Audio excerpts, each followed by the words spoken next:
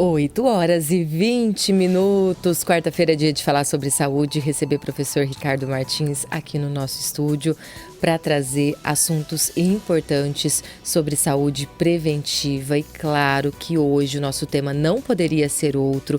A gente vai falar sobre prevenção ao câncer de mama. Afinal, nós estamos no mês outubro, campanha Outubro Rosa de prevenção ao câncer de mama. E claro que esse tema é destaque no mês e destaque no nosso quadro Saúde e Dia.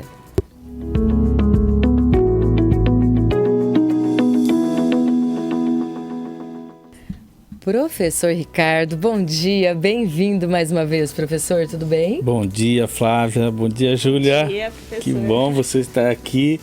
Bom dia, Darcy. Bom dia aos nossos ouvintes e nossos telespectadores. É mês de outubro e aí a campanha, acho que mais vitoriosa e mais vista no país, que é o Outubro Rosa.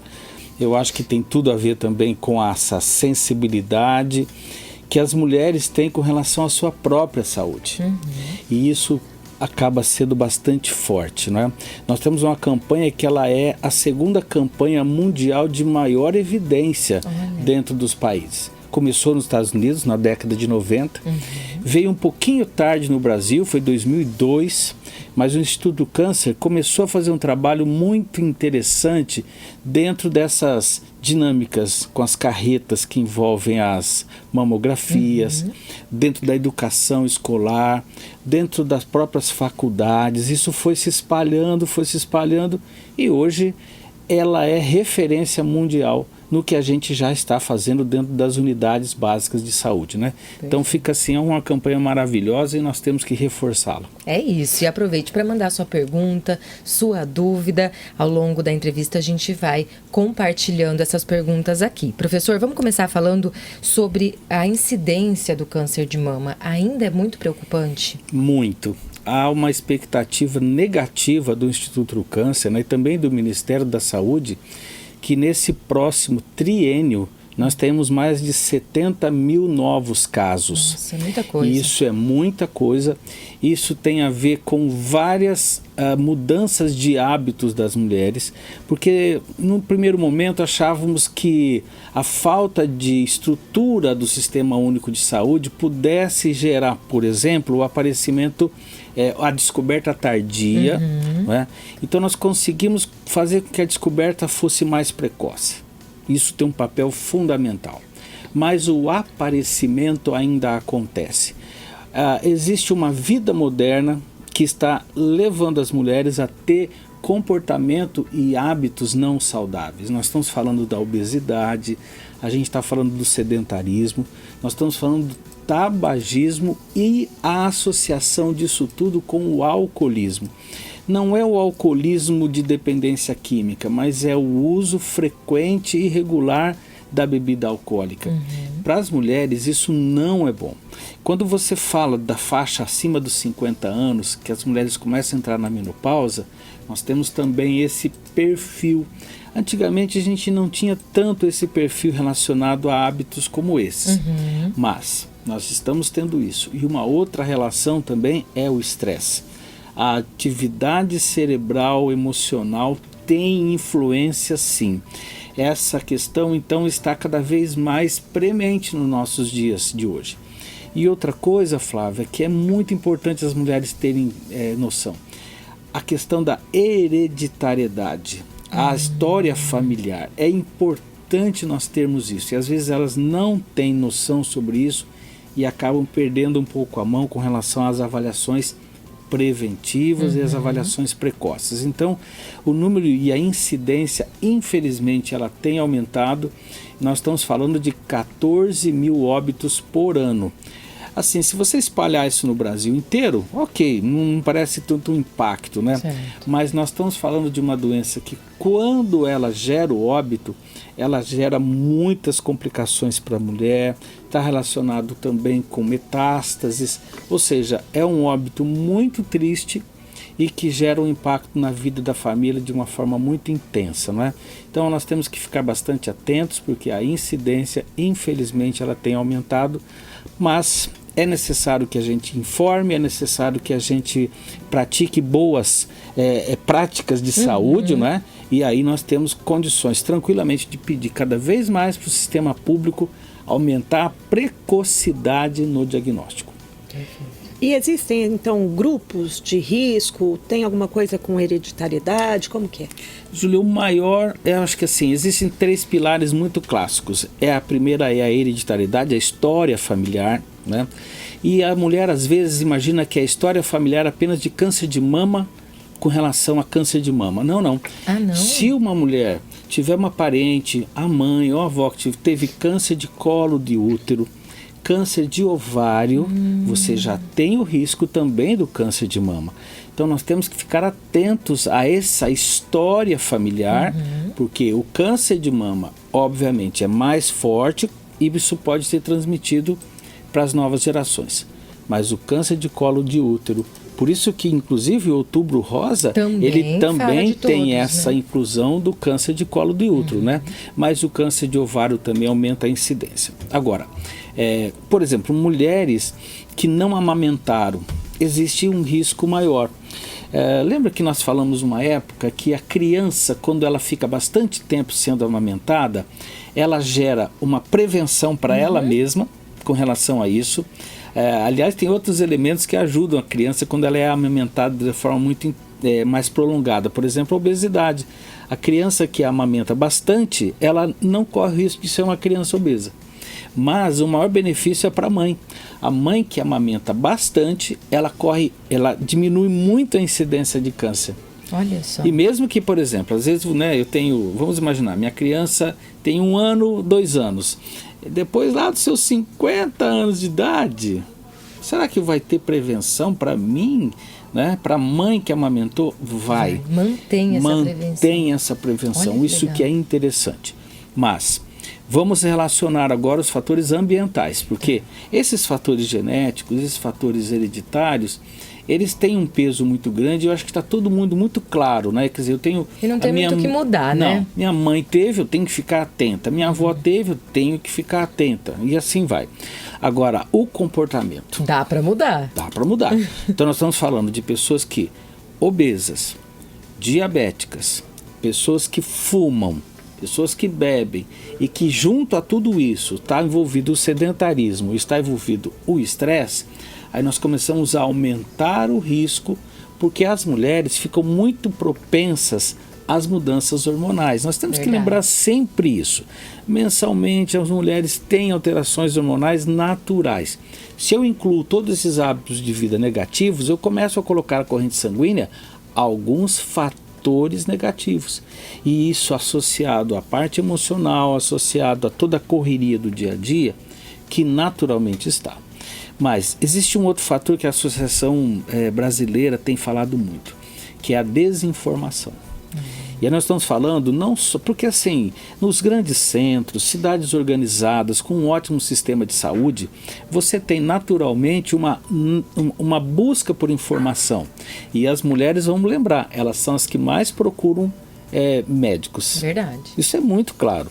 O mês que vem nós vamos falar de um grande problema, que é o Novembro Azul, onde o homem procura muito menos. Verdade. O homem só vai quando tem algum problema grave. A mulher não.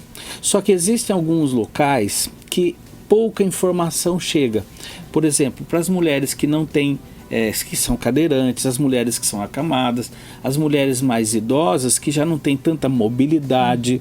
Então elas acabam também não tendo tantas informações, ou às vezes têm, e não tem locomoção para chegar nos locais de avaliação. Então é importante que isso seja propagado constantemente.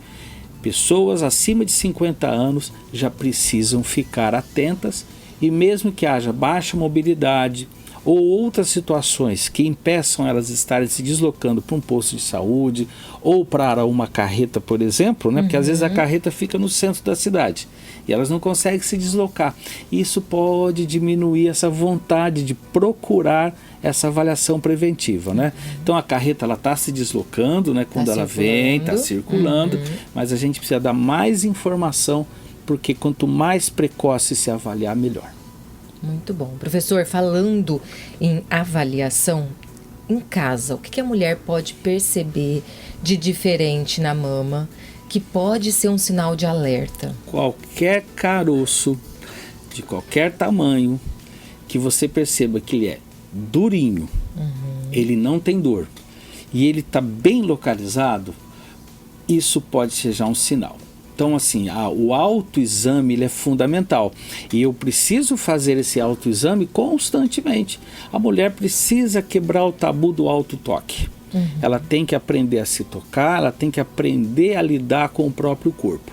Se identificou um caroço que está localizado, indolor e não se mexe, está bem localizado, ele é durinho, ele é firminho, isso pode ser já algo a ser avaliado. Agora, se a região estiver avermelhada, é outro elemento.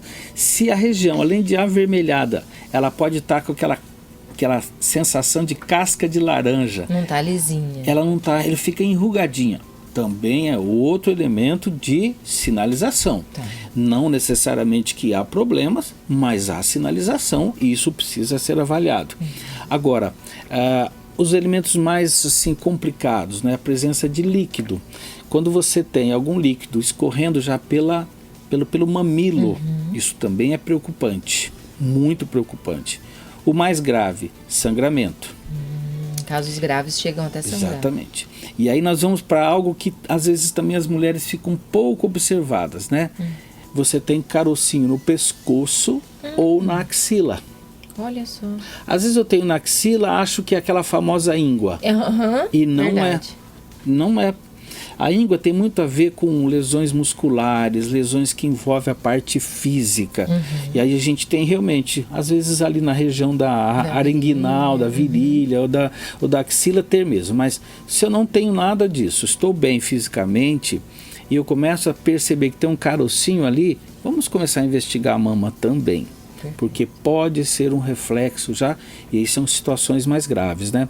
Então aquelas mamas inchadas do dia a dia não é problema, mas se eu tiver uma mama somente uma inchada, ou uma que está, a gente chama de assimetria, né? E ela está inchada, ela avermelhada, tenho que correr. Mas quanto mais precoce eu avaliar, melhor. Então o diagnóstico, a primeira coisa que a gente faz é o autoexame. E aí a partir do momento que eu tenho uma dúvida, vou procurar esse clínico geral, vou procurar o meu ginecologista, vou apresentar isso para ele. Se não for nada, ok. Mas e se for? Quanto mais cedo, melhor. Ainda falando de exames, né, professor? Quando que deve começar a fazer a mamografia e periodicidade para fazer o exame? Maravilha, Júlia. Todas as mulheres sabem que após os 50 anos, nós estamos já numa faixa de idade relacionada à menopausa. Então essa é a idade básica para uma mulher que não tem nenhum histórico familiar já começar a fazer as mamografias de rastreamento. Então entre 50 e 69 anos de idade, a cada 2 anos eu preciso fazer. Isso é natural e necessário. Agora, eu tenho histórico familiar? Tenho, vou começar mais cedo. E a Sociedade Brasileira de Ginecologia, de Mastologia, 40 anos. Olha. E aí nós estamos entendendo que quanto mais precoce, melhor. E aí, às vezes, a mulher, ela já tem um histórico familiar muito intenso, e aí, ao invés de 2 em 2 anos, já é a cada ano. Então tudo depende, Júlia, dessa característica familiar, dessa característica genética que pode estar incidido na mulher. Mas o que é normal? O comum é entre 50 e 69 anos. Por que não 70? Por que não se prolonga até 80? Porque as estatísticas são muito baixas de mulheres que têm câncer de mama após os 70 anos de idade. Muito baixo. Então a gente entende que essa faixa de idade é a faixa de idade risco e a faixa de idade que precisa ser avaliada. Muitas pessoas falam que eu estou com 20 anos, quero fazer. Ok, mas não há nenhum risco a não ser que haja esses sinais e sintomas que nós falamos. Por isso que o exame do toque é fundamental antes dessa idade. Isso, não. Aí já começamos com a puberdade, já começamos a começar a fazer. Até porque é uma informação importante para que essa mulher saiba, nessa interlocução com o seu ginecologista, ter esse relacionamento. Olha, eu consegui identificar isso. Será que é? Não é. Bacana. A próxima vez que isso acontece, eu já sei que não tem risco. E assim sucessivamente, né? As mulheres, em função do período de amamentação, do período que envolve a menstruação, os seios ficam mais durinhos porque a gente tem muitos ductos, muitos gânglios mamários, e esses podem ficar mais durinhos aqui ou ali. Mas quando a gente fala de tumor ou nódulo, a gente está falando de algo bem específico, que não tem mobilidade e não some com os dias. E aí, então, a mulher precisa ficar atenta. Professor, prevenção, o senhor falou muito sobre a importância do diagnóstico precoce. O quanto ele é relevante no sucesso do tratamento? Pleno. Uma informação para o nosso telespectador. Se o câncer foi descoberto com menos de 1 centímetro, nós temos 95% de chance de cura. Olha. 95% de chance de cura. Porque a gente está falando de um tumor, e esse tumor ele é maligno. Mas eu estou com ele em pequeno tamanho, cura de 95%. Então, se eu chego o mais precoce possível, eu tenho 100% de chance de cura. Mas como é que eu identifico isso? Por isso que é feito as mamografias, porque às vezes com o toque eu não consigo perceber um nódulo muito pequenininho. Eu não consigo. Eu vou perceber, já está maiorzinho. Exatamente. Mas a cada 2 anos é problema? Não é. Ele evolui mais lentamente do que a maioria de outros cânceres. Então, entre essa faixa de 2 anos, é possível de você identificar ele com menos de 1 centímetro. Agora, as mulheres que possam, por algum motivo, ficar mais tempo, o risco aumenta. Então, quanto maior o tamanho do tumor, menor o risco de sobrevivência, porque os riscos de metástase são muito altos. Vamos lembrar que existe um processo bastante vascular nas mamas, então eu posso ter células cancerígenas viajando pela corrente sanguínea. Aí você pode perguntar, mas o meu organismo ele mata essas células? Realmente. Mas e se eu tiver com uma baixa imunológica? Se eu estou vindo de uma doença, por exemplo, que ela pode ser uma doença pesada, né, como é o caso da pneumonia, ou o caso de alguma outra doença que joga o meu sistema imunológico para baixo, como é o caso do diabetes. Então eu tenho um risco maior do meu organismo não identificar essas células e por metástase ela acaba atingindo outras regiões. Por exemplo, região cerebral.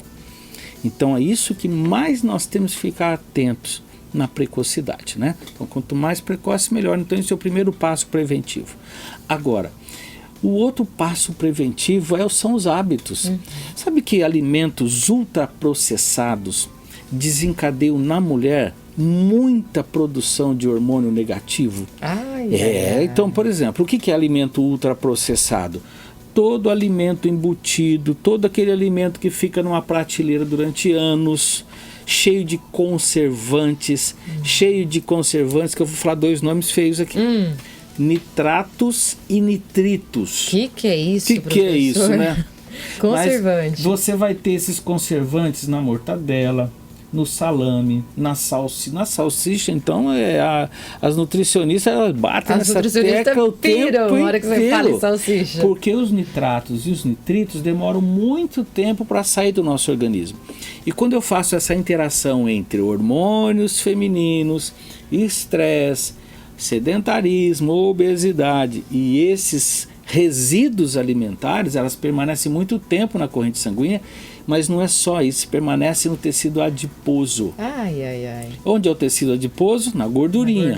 E a mama, ela tem muita reserva de gordura. Então é por isso que é o problema. Quando você se alimenta desses produtos ultraprocessados. Então são alimentos de verdade? Não. Não são alimentos de verdade. São alimentos que estão lá, cheios de conservantes para durar bastante tempo. Eles são baratos, eles estão na nossa rotina alimentar, mas nós temos que evitar isso. E principalmente nós do interior, a gente tem sempre uma horta à disposição. Então alimentarmos de forma real, verdadeiro, com alimentos verdadeiros, isso é totalmente possível no interior de São Paulo. E aonde nós estamos, né? Outra coisa, atividade física é fundamental, porque eu combato vários hormônios negativos com atividade física. A controle do estresse, eu já faço isso com atividade física, né? E eu vejo vocês pedalando lá, né? É isso, vocês estão fazendo reserva de saúde, evitando que haja qualquer tipo de sinalização negativa para o nosso organismo. Fortalece o sistema imunológico. E nós temos células que matam células de câncer. Olha só. Claro, nosso organismo ele é perfeito. Só que a gente precisa fazer ele ficar ativo e ser ajudado. Professor, para a gente encerrar, tem pergunta da Fernanda. Ela disse o seguinte: uma amiga dela notou que sentia um nódulo e sentia dor. Foi numa médica, a médica disse que o nódulo do câncer não dói. Ela continuou investigando, foi em mais outros médicos e descobriu o câncer. E aí a Fernandinha quer saber, quando aparece um nódulozinho, dói ou não dói? A dor é um parâmetro ou tem que procurar ajuda de qualquer forma? É um parâmetro, claro. Eu acho que é o corpo da mulher que responde isso. Aquela questão mais importante, o nódulo ele tem que ser duro, mais rígido, ele não é mole, ele é mais rígido, localizado e não se desloca. Então ele tem uma área ali. E nisso você pode ter a inflamação ou a irritação de ductos mamários. Então pode apresentar dor. Não é aquela dor lancinante, né? Que é uma dor como se eu estivesse tomando uma facada, quando eu estivesse rompendo um tecido, né? Não. Mas é uma dor localizada e isso precisa ser valorizado sim. Não é parâmetro de descarte o fato de não ter dor. Ou o fato de ter dor. Não é. O parâmetro é nódulo, carocinho, localizado, mais rígido e que não tem deslocamento. Isso é uma coisa importante. Ele não passa, porque muitos nódulos nas mulheres, eles são dissolvidos. A gente percebe isso. Então aquilo não dissolveu. Então assim, ela infelizmente é um exemplo negativo, né? Foi feita uma avaliação. Você imagina se, Fernanda, se essa avaliação negativa, né, errada, tivesse demorado demais para a próxima avaliação positiva que ela teve, vamos imaginar, demorou 1 ano. Você imagina que o câncer pode aumentar durante esse ano. E aí poderia ter sido mais risco para essa amiga dela. Então é necessário que se observe todos esses sinais e sintomas que nós falamos, e a dor, ela precisa ser valorizada assim. E tem que ir atrás, tem que se conhecer. Claro. Foi o caso dela, ela sentiu, conhece o corpo e foi atrás de uma resposta. É isso que é importantíssimo. Professor, quero agradecer muito, muito a sua participação aqui com a gente. Prazer sempre. Sempre. E vamos continuar ainda no Outubro Rosa, claro, vamos, porque na verdade o Outubro Rosa é saúde da mulher. Não é? Então nós podemos trazer esse mês todas as informações relacionadas a isso, né? E depois nós vamos vir com o Novembro Azul. Se preparem. Então, os homens também se preparem, porque nós vamos falar também sobre a saúde do homem. Combinado. Obrigada, professor, mais uma vez. Jornal da Manhã, Unifev.